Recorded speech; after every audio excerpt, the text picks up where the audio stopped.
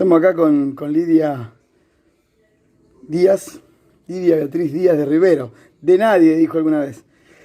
Y le pregunté sobre su historia, su vida, sus cuestiones de dónde trabajó, cuándo vino acá a Rosario, y cuándo empezó en el sindicato, y todas esas cosas. Y bueno, ahora nos va a contar un poco, así que escuchamos un poquito a ver qué tiene para contarnos. Bueno, me llamo Lidia Beatriz Díaz, de Rivero, nací en Rosario del Tala, Entre Ríos, el 2 de marzo de 1942. Estudié en la escuela pública hasta sexto grado, de allí pasé a la escuela particular, el Instituto Adscrito Madre María Blanca Hermídas, que pertenecía a las monjas antoninas. Me recibí de maestra normal nacional en el año 1961. Comencé a ejercer mi profesión el primer día hábil del año 1962, en el mismo colegio donde me había recibido. Me asignaron cuarto grado. El trabajo era bueno y yo me sentía muy feliz aquel primer día de clase. El sueldo muy bajo, las exigencias extrahorarias múltiples, la estabilidad laboral nula, ya que si llegaba una nueva monja podían solicitar mi cargo, priorizando los derechos de la institución. Como era una escuela confesional, la asistencia al culto religioso no era optativo. Los alumnos pertenecían a la clase social más acomodada de la zona. La conducta de los niños era difícil, ya que eran niños mimados, caprichosos, a los que costaba la disciplina. Los padres hacían un seguimiento bastante cercano del trabajo de los niños, comparando los cuadernos a la salida escolar. Alguien me comentó que se estaban reuniendo los maestros provinciales porque luchaban por mejores condiciones de trabajo. Yo no conocía a nadie, pero ahí fui. Eso me motivó a buscar otro horizonte. Los docentes provinciales se estaban convocando a reuniones para reclamar titularizaciones y mejoras laborales y aumento de sueldo. Allí llegué, sin ser convocada. Pronto averigüé dónde se encontraba la oficina departamental de educación. Allí me enteré de que la provincia pagaba el doble que la escuela de las monjas antoninas, y decidí que cambiaría de trabajo.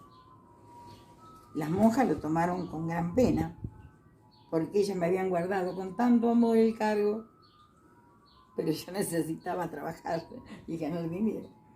Las posibilidades de hacerlo eran escasas, ya que los puestos disponibles en la provincia se encontraban en lugares muy alejados, donde muy pocos querían ir, pues había que radicarse en el lugar, pagar pensión, y si se conseguía, o vivir solo en alguna escuelita perdida en las estancias o las colonias.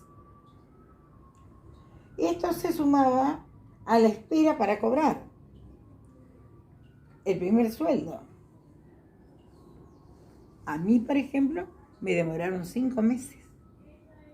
Acepté el desafío y tomé un reemplazo largo en un pueblito llamado Guardamonte, donde algunas veces a la semana pasaba el ferrocarril. Pueblo humilde, pequeño, rodeado de montes de palmeras bajas, espinillo y chañar, donde abundaba la yarará. Las casas eran de barro, solo eran de material, la escuela, un pedazo de la policía, una parte, un par de casas más. Las calles, que solo eran 2, eran de tierra. Sus habitantes eran en su mayoría inmigrantes, italianos, alemanes, Me llamó la atención lo bien que podían verse las casas. Nadie creería que era de barro. Estaban prolijamente revocadas con barro también, que preparaban con estiércol y ceniza. Eran todas blancas. Y si entrabas en una casa de ella, parecían empapeladas. Impecable. Con las flores del campo y colores que hacían con cosas del campo, las pintaban y las usaban como quien usa un sello. Y eran hermosas. El piso era de tierra, nadie diría que era de tierra. Era hecho con ceniza y barro. Y era tan prolijo como un piso de material. Al entrar en las casas, las paredes eran impecables. Los techos eran de paja o chapa. La estación de trenes era de chapa y madera. Los paraísos perfumaban el aire y daban sombra. No era mucha, pero suficiente para dar una nota de color. El aire se perfumaba con el aroma de los paraísos. Los alumnos hablaban poco castellano. Al tomar posesión del cargo, me asignaron primer grado. Grande fue el desafío. Entender a los niños y que ellos me entendieran a mí. Para poderlos enseñar a leer y escribir, pero con paciencia y utilizando como intérprete a los que sabían ambos idiomas, pude desenvolverme. Y así nos fuimos integrando. No había negocios, solo un par de almacenes, en realidad no solo.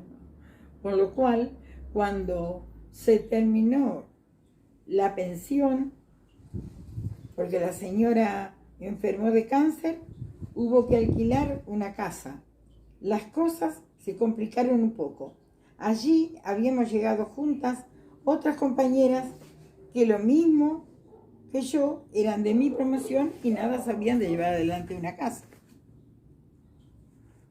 Todos salíamos por primera vez de los hogares y poco a poco fuimos aprendiendo.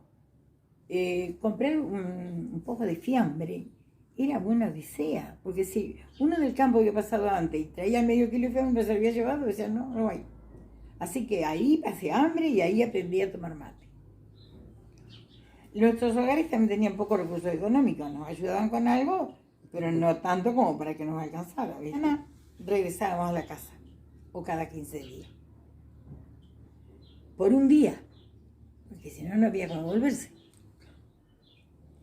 Hacíamos dedo, sabíamos venir arriba de camiones cargados, allá arriba de un montón de lana, sentada arriba, así llegábamos. La provincia enviaba unos boletines de educación que pronto me llamaron la atención. Daban información sobre reglamentos, disposiciones, noticias. Me gustaba leerlos. Nadie los había leído hasta ese momento. Estaban pedí hacerme cargo de la biblioteca. Eran no más de 15 o 20 libros, pero estaban esos boletines. Y eso me encantaba. Allí estaban los boletines que llegaban de la dirección, pero jamás los docentes lo habían tocado. Los devoré todos. Me parecían interesantísimos. Las compañeras me decían, "Estás loca, ¿para qué lees eso?". Cuando apareció un reemplazo en Rosario del Tala, lo tomé y regresé a Tala, que era una ciudad, y allí fui a la escuela número 3 y número 1. Comencé a frecuentar las reuniones que se hacían para un plan de lucha para mejorar la situación docente. y lograr la titularización. Así llegué a ser titular en Gobernador Mansilla, que era la escuela del pueblo, la escuela importante del pueblo. Los alumnos eran de la zona, pero algunos recorrían largas distancias para llegar. Venían a caballo desde sus hogares, donde trabajaban sus padres, que eran colonos, mal abrigados, ateridos de frío, llegaban los días de invierno. La directora del establecimiento era Blanca Cetuain y la vice Magdalena Cuatrocchio. Y Chiquita, que no recuerdo el apellido, era la secretaria. Pero estaba prohibido para las mujeres entonces usar pantalones. ¿Se imaginan en esos nenes que venían de tan lejos ateridos con las manos moradas y las piernitas al aire? Y yo misma, que los lunes llegaba, porque toda la semana tenía que estar allí, ¿no? Llegaba en el colectivo de las 6 de la mañana, tenía que tomar las 5 en mi pueblo, y había que cambiarse antes de llegar a la escuela con pollera para que no te vieran de pantalón. Era un delito. No, un ligeramiento de pantalón.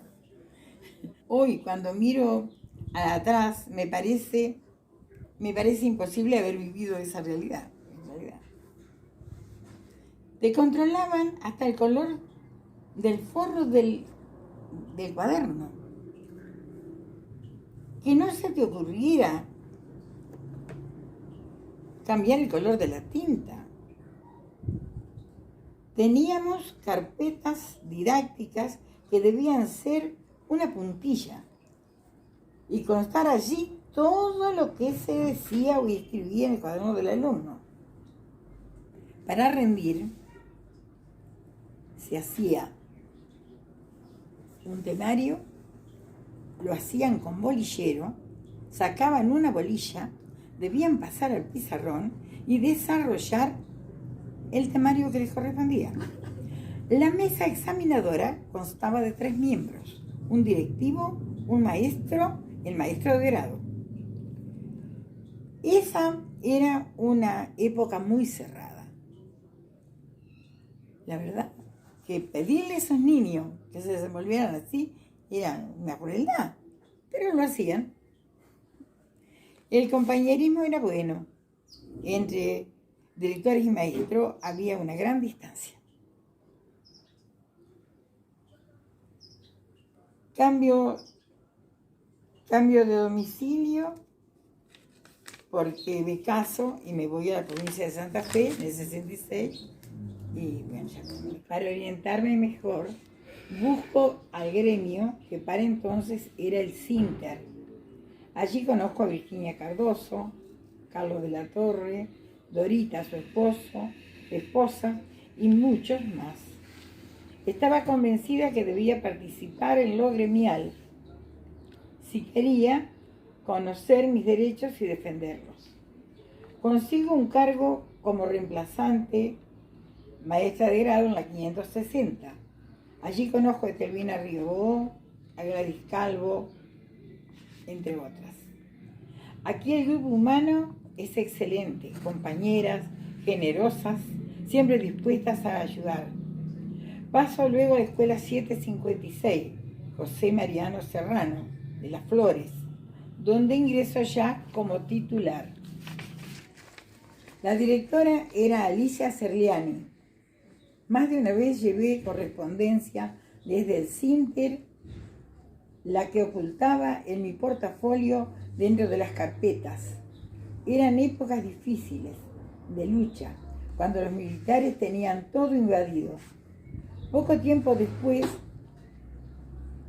cambiaron dirección del establecimiento y llegó Celarrayán, un director que jamás se integró a la comunidad a pesar de que se radicó en el barrio. Las pocas escuelas de la zona estaban superadas por demanda escolar, acrecentada por la erradicación de otras villas, cuyos habitantes venían a ubicarse en esta. Los bancos no alcanzaban y se hacían largas listas de espera. La población escolar de esta escuela carecía de lo elemental.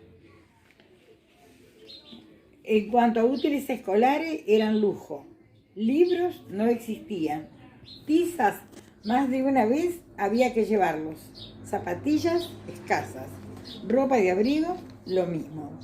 El comedor escolar funcionaba a pleno, pero no alcanzaba a cubrir todo lo que era necesario. Había largas listas esperando cupos. Recuerdo haber tenido un primero J con 70 alumnos.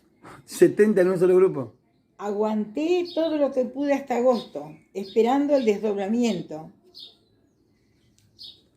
con una creación de cargo. Eso era ser patria, en lo concreto, silencioso, como siempre lo hacen los docentes, sosteniendo sobre los hombros las carencias del Estado. Muchas veces lavé cabezas infectadas de piojos. Con dolor veía esas heridas en el cuero cabelludo que le llamábamos piojeras.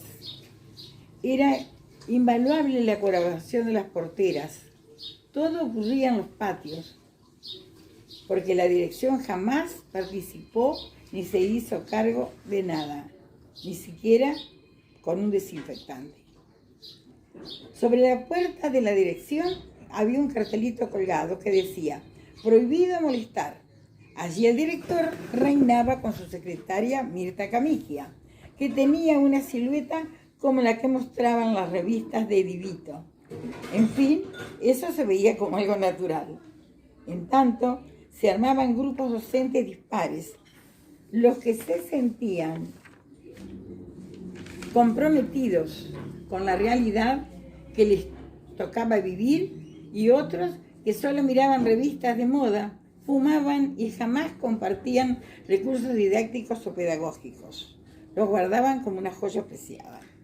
El maestro Pueblo y el maestro Genarme, En esos años de dictadura sangrienta, una mañana al llegar nos encontramos con un auto quemado con personas adentro. Los comentarios eran: son terroristas. Y la vida seguía su curso. Tenía yo un alumno que no había alcanzado los contenidos mínimos, por lo cual debía rendir o repetir. Se presenta el padre muy enojado, el que nunca había asistido a las reuniones, buscando a la docente, que era yo. Me increpó y dijo: no se le ocurra hacer repetir a mi hijo, porque tenga mucho cuidado, no sea que le encuentren en una zanja con un puñado de panfletos. ¿Y qué cree que pueden pensar? Nada, dirán que usted es una terrorista. Sí, le dijo. Explicarle que si el niño no tenía base, no podía avanzar y que necesitaba alcanzar esos contenidos y que por el bien del niño es que se procedía así, fue una larga tarea. La actividad gremial era parte de la vida cotidiana. Con Virginia asistíamos al gremio y compartíamos la información con otros compañeros. Trabajé también en la escuela 1090. Estaba ubicada en Pasaje Magnano al 6500, en un paraje conocido como Molino Blanco. La directora era Gladys Calvo y la vice Estela Sanjurjo. Eran excelentes compañeras. Las docentes del plantel eran muy buenas. Amaban lo que hacían. Aunque fumaban como murciélagos. Había compañeras chistosas, dicharcheras, y todo lo hacían con buena onda. Yo era delegada gremial docente y mi tarea consistía en mantener informada a las compañeras, custodiar las urnas cuando había elecciones. Tenía a mi cargo un tercer grado de alumnos repetidores todos fronterizos, por lo cual todos eran mayores de edad, 14, 15, 16. Entre ellos había una niña con un comportamiento sumamente agresivo. Agredía a sus compañeros y destrozaba sus útiles. Era totalmente inadaptada. Su familia, problemática. El hermano había degollado a un colectivero del Molino Blanco. La madre mendigaba en el centro, pero jamás se acercaba a la escuela.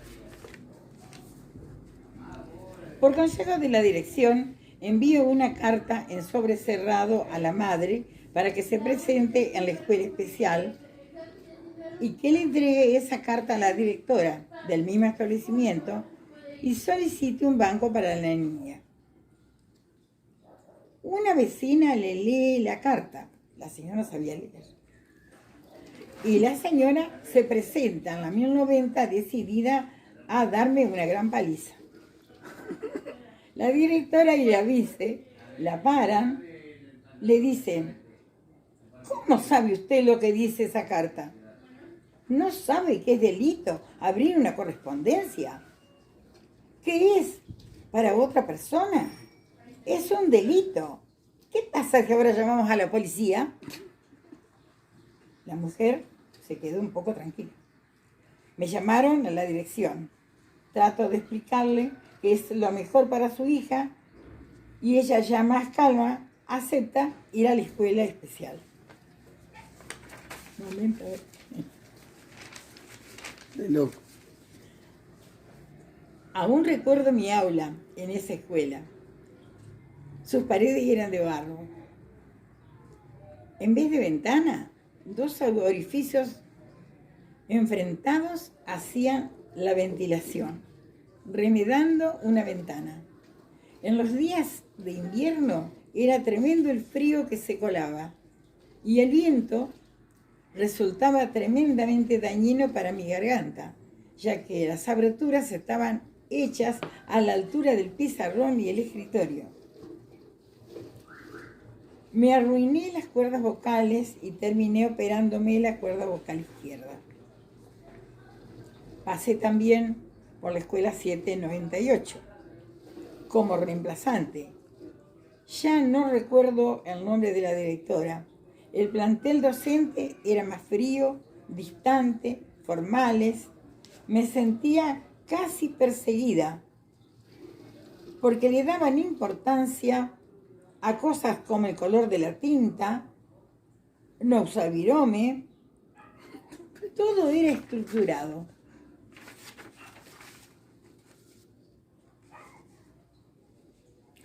La población escolar era de la zona. Niños humildes, como el barrio. Los inviernos duros, no teníamos estufa, el sol era un regalo. El patio de la escuela era chico para la cantidad de alumnos. En la vereda de la escuela, un hermoso ceibo pintaba de color la llegada a clase. La participación gremial a nivel compañeras era escasa. Poca comunicación docente. Los directivos más parecían carceleros. Trabajé en la 154 de Estación El Gaucho. Para entonces ya trabajaba en 2 y 3 cargos y estaba embarazada. Caminaba 10, 15 o 20 cuadras porque no tenía transporte.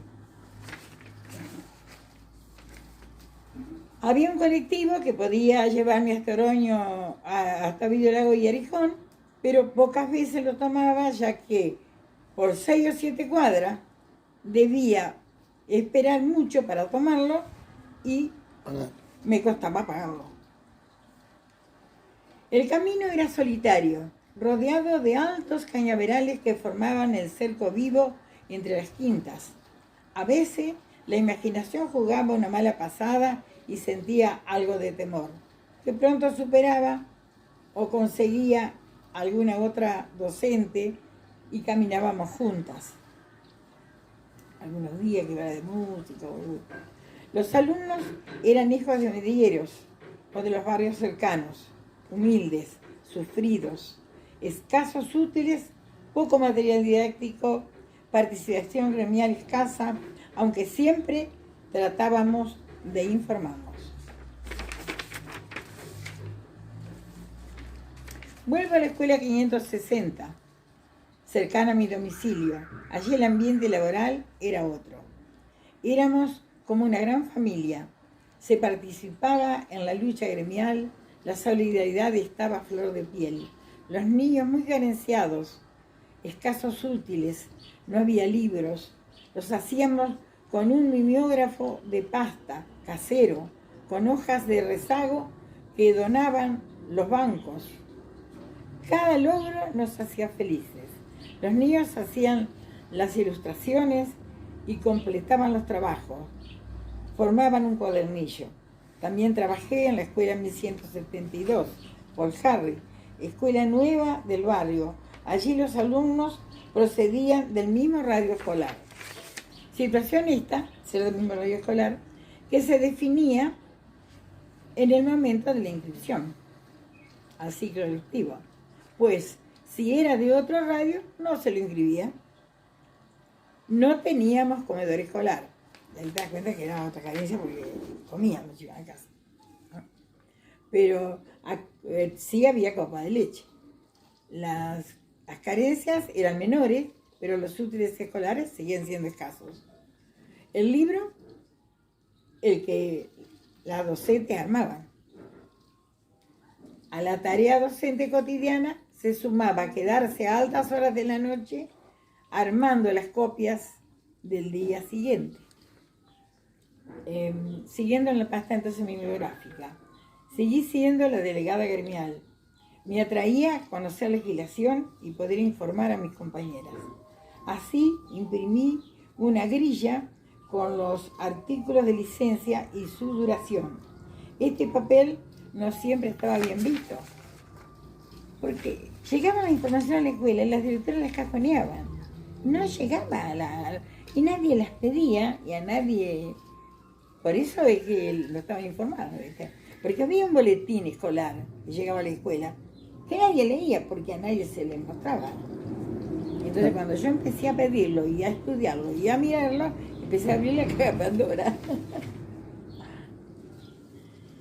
Algunos directores no lo veían como ayudar a otros para despertar la picardía. Si Isabel le dice, voy a tomar, no sé a qué se te ocurra tomarte la ciencia sociedad, ¿no? Me gustaba poder ayudar a las compañeras que me consultaban sobre trámites. También era delegada escolar de la obra social y del coseguro. Amén. De esa forma podía extenderle órdenes de consulta y tramitar análisis o estudios clínicos para mis compañeras que no podían ir a solicitarlo. Asistía al gremio por más que me sintiera cansada y me quedaba hasta muy tarde porque no quería que alguien cambiara la votación porque se quedó y nuestra votación peligrara. Todo eso con 4 hijos y una adoptada. El marido que se daba en cuatro. Sobre todo me iba al gremio y me quedaba hasta tarde cuando se definían paros docentes. Cierta vez, una vice que ya me tenía marcada porque era activista, al llegar al colegio, luego de una de esas asambleas definitorias de plan de lucha, me dice, frente al resto de la compañera, a ver, informame de qué se habló en la asamblea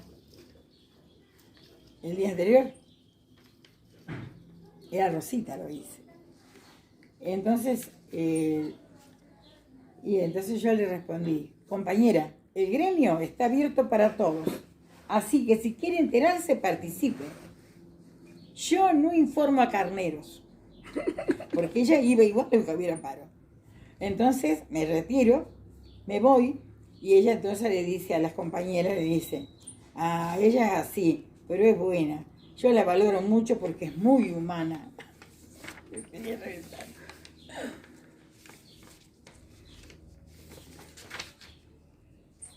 Trabajé en muchos establecimientos durante mis 37 años laborales, pero creo que mi tarea gremial fue más intensa fue en la Nocturna 26, donde trabajaba con Virginia Cardoso, Catalina Heisel, Etelvina Rigobó, Carlos de la Torre, que fue mi paralelo durante el proceso militar. Y durante esa época los volantes se imprimían en la escuela, en el último salón. Siempre estábamos atentos a la puerta, que la cerrábamos por prevención, para evitar sorpresas.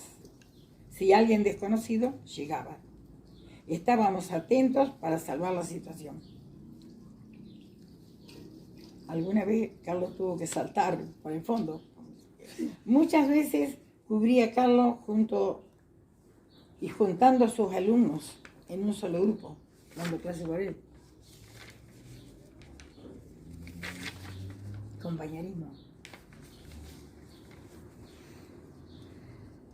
Llegué a formar parte de la comisión directiva de ANSAFE, departamento Rosario, como encargada suplente de gremiales. La titular era Virginia. Creo que lo gremial formó siempre parte de mi vida, pues considero que nadie mejor que uno mismo para defender los derechos. Casi siempre me encargué de la tarea gremial y estaba en las luchas, en las movilizaciones y en los paros. Cierta vez, recuerdo, teníamos un bombo legüero que le habíamos comprado a mis hijos.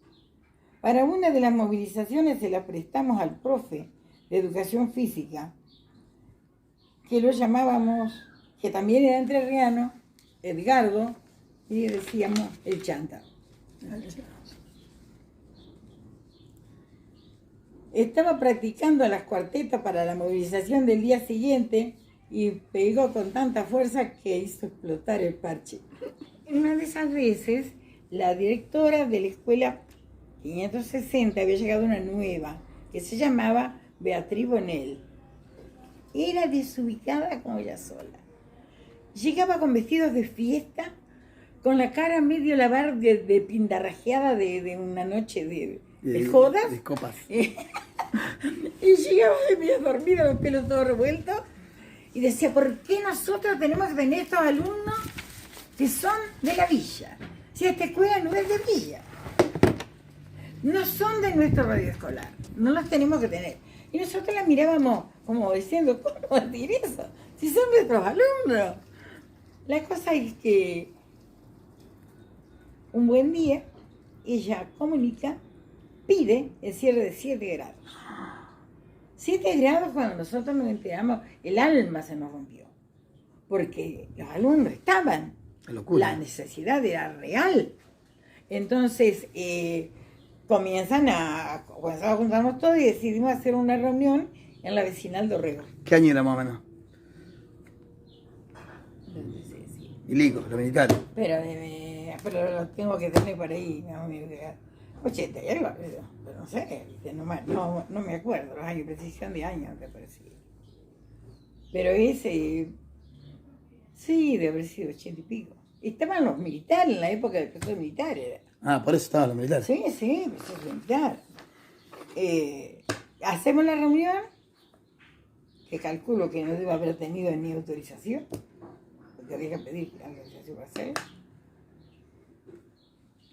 Y acordamos que al día siguiente cada uno iba a hacer su volante, haciéndolo llegar a toda la comunidad, porque no se contaba con otra forma de llegar.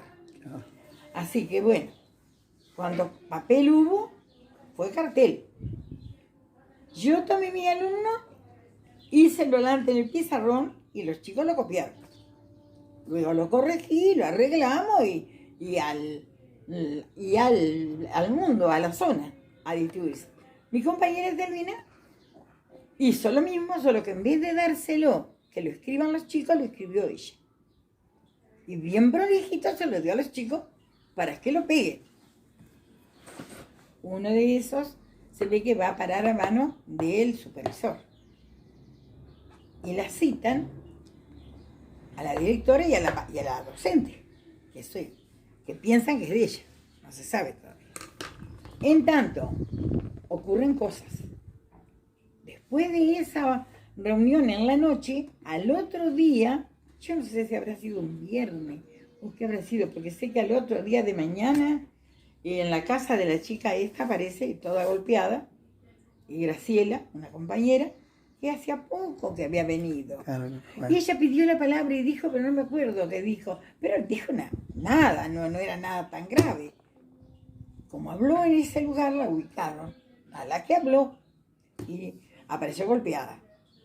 Entonces, cuando la citan a Etelvina y Betelvina y Virginia a hablar con el supervisor, reclama por su compañera golpeada.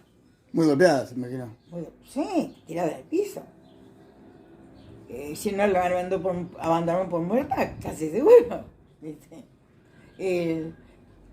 El supervisor dice, eso les pasa por meterse en lo que no les corresponde. Procuren que no les vuelva a pasar. Eso es una certificación. Pero ¿dónde te ibas a quejar? Sí. Bueno, esa era la realidad que vivíamos. Y la vida continuó. Y la vida continuó. Se peleó, se siguió peleando, se siguió haciendo carteles, se siguió levantando firmas, se hicieron mesas en la calle, poníamos una mesita en cualquier lugar, juntábamos firmas, seguíamos luchando, pero se lograron cosas. ¿Los cargos? Nacieron 2 escuelas. No se cerró ningún Nació cargo. la escuela de allá, de Clavel, al fondo, que se llama Ara General Belgrano, y nació la Escuela Provincia de Corrientes. Provincia de Corrientes no, Isla Malvinas se llama. Isla Malvinas, la de calle Uriburu. Uriburu y España. España. Esas nacieron. Nadie nos dio la razón. Los grados se cerraron, pero las escuelas se abrieron. Pero los chicos venían porque las otras escuelas no lo podían resolver. Entonces empezaban ¿viste? Porque hubo una época, no me acuerdo cómo se llamaba, un intendente que radicó Villas. Y pasaban los camioncitos llenos de gente que traían y traían. En la época que nació el barrio de acá también, que está cerca. Granada. Se pobló todo eso, de eso eran campos. Pero el 17 de agosto. Y Granada. Y la Granada estaba ahí, le decían Granada porque era un monte de Granada. Y todo eso se puebla. ¿Y lo del libro de Telvina Riobó, cómo fue? Que me contaste una vez. Ah, bueno, eso, ahí. Cuando les llaman a Telvina Riobó, por el cartel, por los carteles, entonces dicen, no, yo no hice nada. Me va a decir que sí, yo lo hice. No, nosotros no. Nosotros fuimos una reunión, pero nada más, nosotros no hicimos nada. Entonces dice, bueno, mañana las quiero acá, la semana que viene, el lunes, por ejemplo, miércoles, jueves, el lunes acá, primera hora, directora y docente con todas las carpetas. Con la didáctica, la pedagógica, todo. Con el temario y la didáctica. Ajá. Y alguna carpeta de un chico. Comparar con grafólogo de quién era la letra. Termina debía cambiar la letra en pocas horas. Hacer todas las carpetas, un año entero, dar clases de todo, como siempre. Tenía dos cabros acá, la de también, en el día y en la noche. Así que hubo que ayudarla a Etelvina a atenderle a los chicos y Etelvina echaba chispa, escribía con la mano izquierda. Después al final de cuentas no sé con cuál escribió, pero no le pudieron probar nada. Muy bien. Logró hacer la carpeta. Bueno. Qué hija de reputa madre ese esto, eso tenés nadie. Un día le había encontrado en la calle de Etelvina, que venía y veía que venía y le quería pegar. Era boxeadora esa. Etelvina había estado con una causa judicial porque le rompió la nariz a un novio de una de las hijas, de una trompada. Así, bueno. Él le tiró creo que le tiró con la cartera, no sé con quién, Yo me acuerdo con mucho cariño de Telvino, de su casa cuando yo era chico y de la casa de Virginia, de jugar con las hijas. Era para mí, días y días, ¿no? Ahí adentro. Eran muy buenas, eran muy compañeras. Sí. Se vivía muy bien, un buen ambiente, Sí. un buen ambiente. ¿Viste? Qué lindo si se mantuvieran esas cosas, ¿no? Porque el ver que es un lugar de trabajo es como un hogar. Si hay armonía, todo rinde el doble. Si el que es el padre, por ser el padre, maltrata a la familia se siente mal. O la madre, la familia se siente mal. Pero si hay armonía en todo fluye más. A mí me tocó ser directora de establecimientos grandes, importantes, y siempre pensé que el cargo no es tuyo. Solo te lo prestan por un tiempo y lo tenés que devolver. No tenés que subirte en él. Y tenés que hacer que todos se sientan bien. Bien, no como me pasaba a mí en la escuela esa que parecía que... ¿Viste? El tiempo fue pasando. Concursé, llegué a la dirección de la escuela 79 nocturna, de la diurna 799, hasta que me jubilé en 1997. Soy jubilada desde el 98, hace ya 22 años.